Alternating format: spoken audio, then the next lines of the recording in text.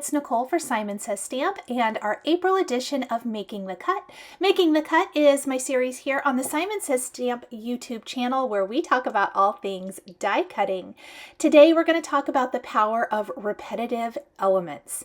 We're going to be creating multiple postage stamp images on the background with the adorable Postage collage die and bounding bunnies dies. But first, we need to create some interesting postage stamp backgrounds. We're beginning today with the Pepita background stamp, and I am going to be stamping this on a piece of 4 1/4 by 5 1/2 inches ivory cardstock. I love the softness of the ivory cardstock, and this is going to be used not only for our background, but also for our bunnies today. Using a blending brush and some of my favorite Simon Says Stamp ink pads, we're going to start building a multicolored background. First, I'm stamping or pressing my ink into parts of the background and then blending or blurring those edges with my blending brush. I started with Cheeky. Now I have a little bit of MELON ink, and we're going to overlap those and start blending the design. Just this background alone would be beautiful used for any kind of card, not just for the card we're creating here today. It might be something you want to try with your other favorite Simon Says Stamp background stamps. Then we're going to take some butter ink. Butter is my favorite yellow color, and we're going to blend that in. I love this particular color combination, would be fantastic for some summer themed cards.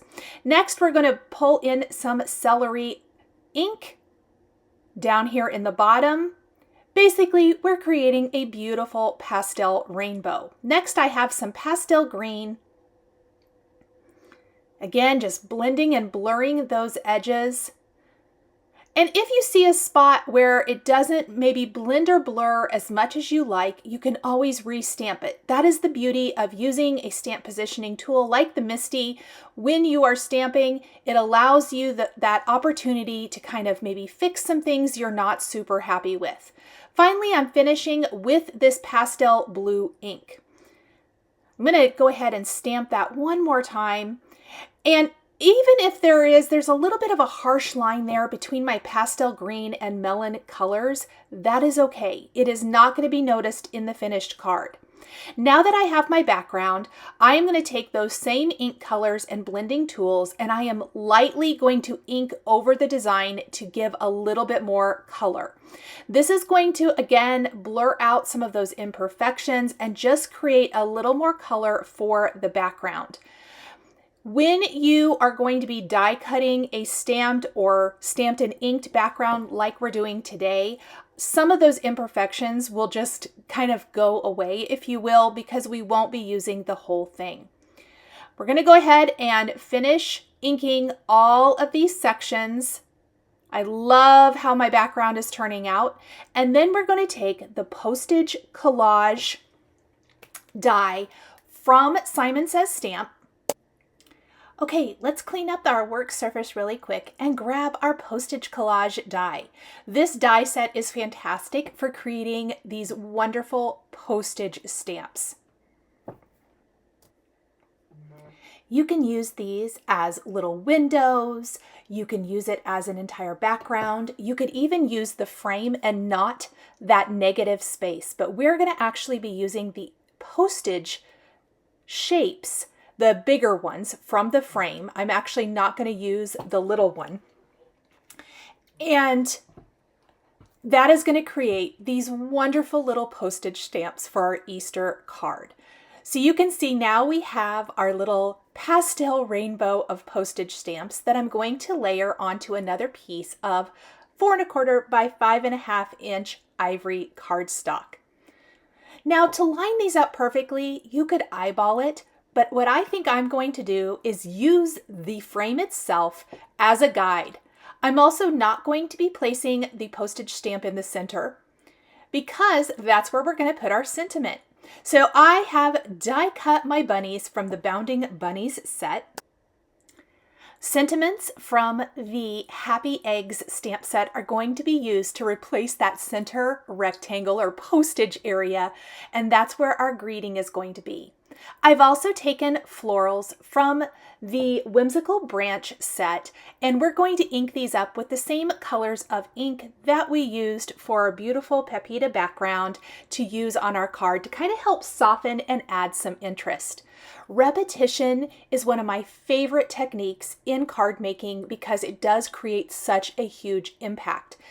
And while I love the repetition, in this case, the postage stamps and the bounding bunnies, I like to find ways to add that interest. In this case, we're replacing, the center rectangle or postage area with our sentiments, and then we're going to fill in or add some florals around that to kind of help soften the repetition a little bit while still leaving it in place. So adding all of these wonderful colors really does just make it all go together beautifully. Now for my florals, I'm just going to go ahead and assemble these like you can see here. If you have some detail blending brushes in your stash, I highly recommend those. If you are die cutting all of your small components from a either white or ivory color of cardstock, because it allows you to blend on these small areas very easily, especially if you want to, like I did for the leaves, blend the celery and the pastel green colors together. You don't want to cover the entire shape, and with a traditional large blending brush, it's very easy to do because they're made to cover a bigger area. So tiny detail brushes are a wonderful addition to your craft stash.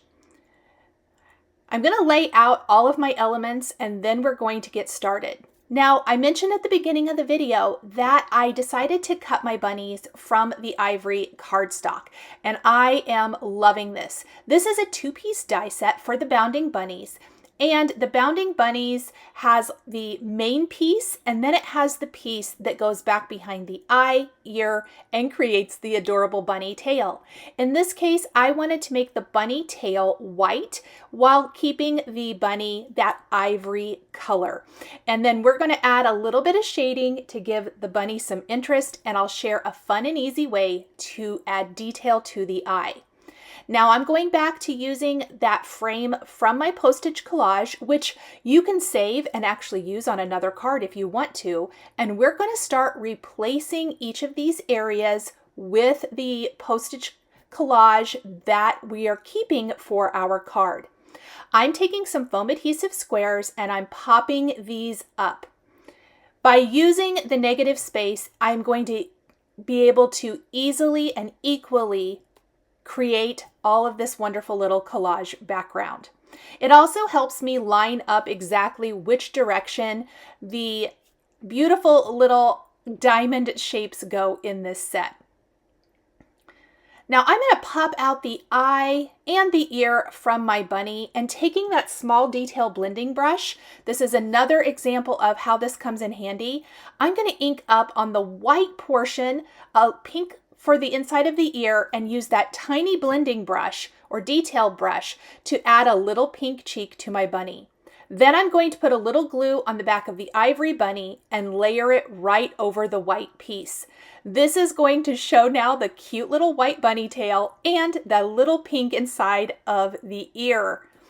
To add detail to the eye, I'm going to take a black Jelly Roll pen, and I recommend not going super heavy. In fact, I went just a little heavy on this one. And I'm also going to take that black blending brush and I'm going to just kind of dot it on the end of the nose. And there is our sweet little bunny. Adding some foam squares on the back of the bunny, we are then going to pop this up right onto our postage. Now you'll notice I did not have all my bunnies going the same way on each row. We're going to just kind of scatter them throughout so that it's not exactly the same. This is another way when you're using repetition on a card to add tons of fun interest.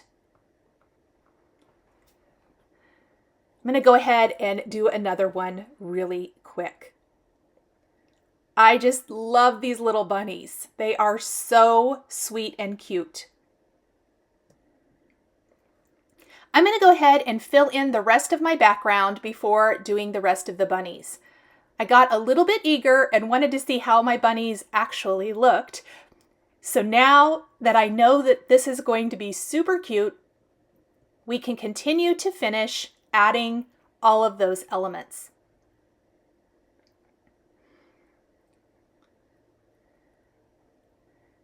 Then we're going to go ahead and assemble the rest of our bunnies. Now to remove the frame, I'm just carefully pulling this up. You don't want to rip at it since the inside negative space is popped up, and then we can set that aside. And like I said, you can use it for something else if you want to, or you can toss it. And now we're going to add the rest of our bunnies to our card. Once we have our bunnies all in place where we want them to go, then we can work on adding our sentiment. Now for the sentiment, you can opt to stamp that maybe in some of your favorite colors from the card, but I really felt like it needed to stand out. I originally thought maybe I might do some stamping with embossing ink and heat emboss with like an antique gold embossing powder, which would be really pretty. But ultimately, I thought just a classic black sentiment would work the best for my card and kind of tie in to the black for the eye and the nose on my bunnies. And I'm really glad with how this turned out. To help it blend seamlessly into the rest of the design, I am stamping my sentiments from the Happy Eggs stamp set on that same Simon Says Stamp ivory cardstock using Nocturne ink. I love the Nocturne ink for crisp black sentiments. It is absolutely perfect for that. Using the coordinating dies, I went ahead and die cut my sentiments, popped them out, and then we can place those right in that center block of our design. I will need to pop these up as well, as some of them are going to be a little longer and overlap our postage. I don't want them to go underneath the edges of the postage. So by popping these up with foam adhesive, it's all going to give us a beautiful seamless look. Kind of using some of my other sentiments as a guide, I am going to place the center word in here first, which is wishes. This row of text is going to use the word wishes as well as the ampersand. Now that is going to be completely on the postage block, kind of back behind the little bunny bum here actually, but it's going to work out great. Then the word Easter is going to be popped up above, and Bunny Kisses is going to be layered down below.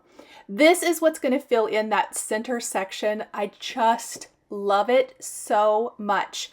The font in this stamp set, plus the greetings and how you can mix and match them, are wonderful, and I've used them on many cards this Easter season, and I know I will use them for many cards beyond. They are just absolutely perfect. I did notice that I maybe cut my thin sentiment strip a little too long. You don't want any foam where it overlaps something that is already popped up. So I did trim that down a little bit, and we're going to add the rest of our greetings. The last thing we need to do for our card is layer on our florals.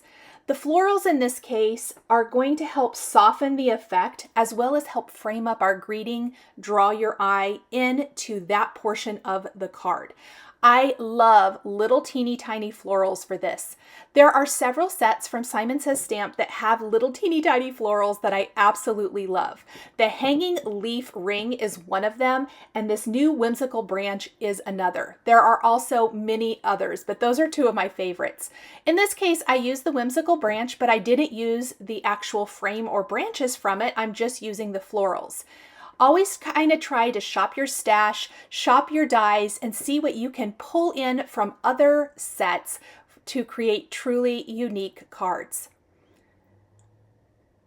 I also really like to use my tweezers when I am dealing with all these small fussy little bits, as it allows me to position them right where I want them to go and keep my fingers out of that glue.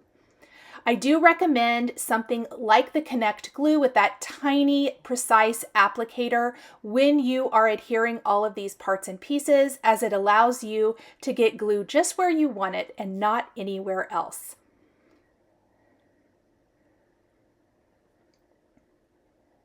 We're going to do a little trio of flowers in the upper right corner of our sentiment, and then do I think about 2 in the lower left.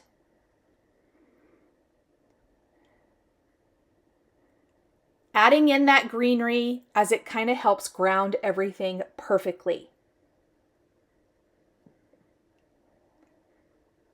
Oh my goodness, I love it. The final thing we're going to do today is add this panel to a white side fold card base. If you wanted to, you could also create a card base from the ivory cardstock so that everything stays ivory. I did go ahead and put mine on a white base, since this entire panel goes side to side and it doesn't really interfere with the look or feel of the card. I did go ahead and also take some of the little center pieces here and ink those up and place those in the center of my flowers. If you wanted to, a couple of additional ideas: if you have small enough black gems, you could use those for the eyes. You could also just use a regular black detail pin for the detail on the face, and that would work, or detail for the eye and nose, and that would work as well. Thank you guys so much for joining me today for the April edition of Making the Cut, where we talk all about repetition in card making. The supplies I used to create my card are listed and linked below the video here on YouTube for your convenience. Thank you guys so much for joining me for today's video, and we'll see you next time. Bye!